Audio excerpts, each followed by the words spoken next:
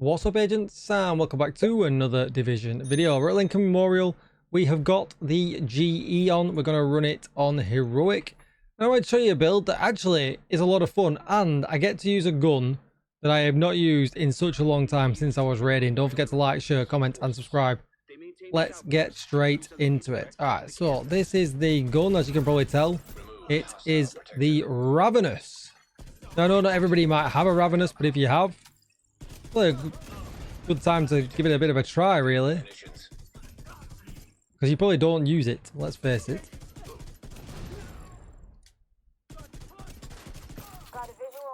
As you can see, it hits fairly hard. It's a chunk. There's a little bit of build-up mechanics in this, but it certainly isn't strikers. And I made a few changes to, I think, kind of the norm, just to really kind of try and mix it up a little bit, because I think there's some, we can, without being able to run a shield and things like that, it leaves us a little bit susceptible. Heavy ammunition detected.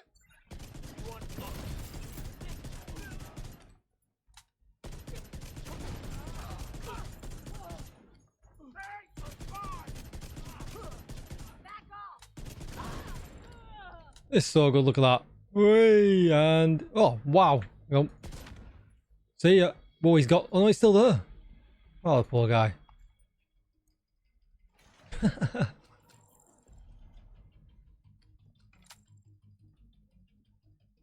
Hopefully this works as well on the last boss bit in there than it did with it just now when I was testing it. If it doesn't, it's rather embarrassing.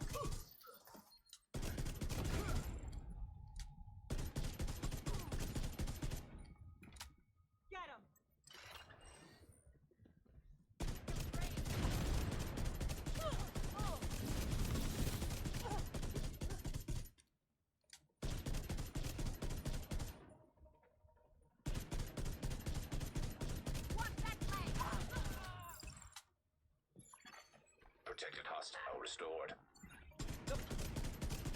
I'm just gonna kill these two to show you what it was like on the Chunga. It's just like, oh, not as good as previous. Still good nonetheless. We still got one alive. Look at him.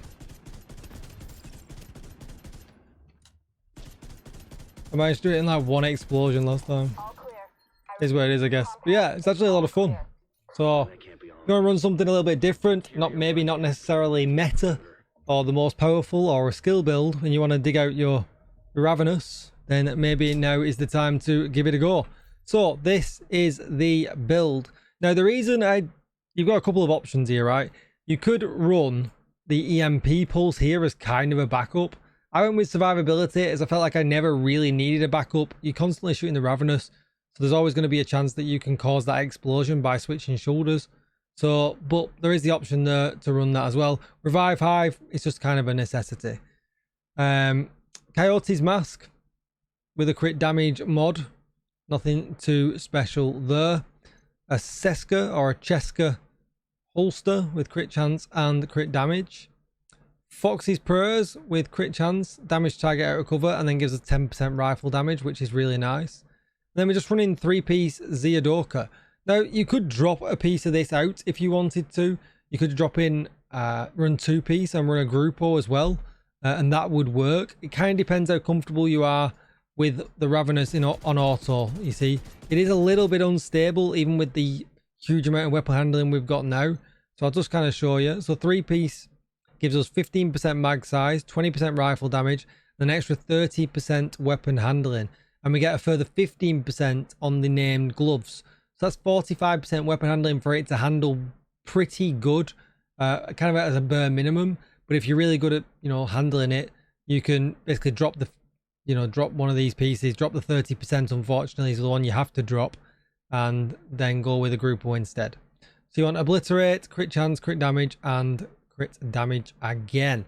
Then with the gloves, they are the Eagle's Grasp that gives us 15% weapon handling with crit damage. Then a backpack with crit damage, crit chance, crit damage, unstoppable force. Now you could go vigilance if you want, But I just kind of feel like if you're not running a shield, vigilance could be down, whereas unstoppable force is never going to be. It's always going to be giving you something, especially if you're running solo with this build.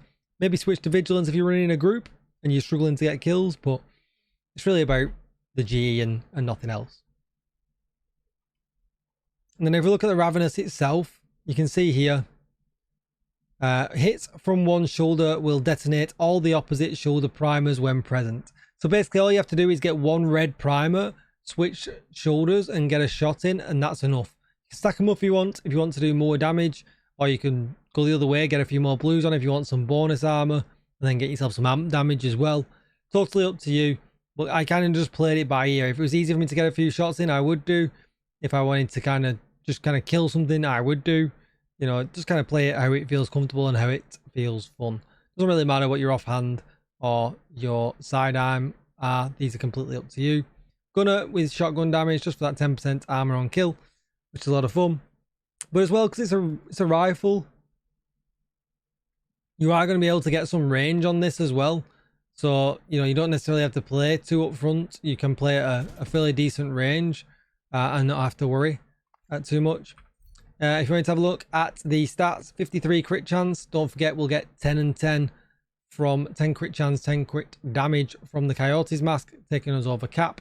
163, which will turn into 173 critical hit damage, 80% headshot damage. And obviously, I'm not running with any modifiers. This build will just get better if you put some modifiers on as well. That is going to be it for the video. I hope you enjoyed it. If you like these kinds of videos, don't forget to like, share, comment, and subscribe. Remember, the DJ Tickle membership is available. You can always join the channel if you are that way inclined. I would really appreciate that extra support. Thank you so much for watching. Don't forget also, I've got a Discord server if you want to join that, or follow me over on X. With all that shilling, let's move on, and I'll see you in the next video. Bye-bye.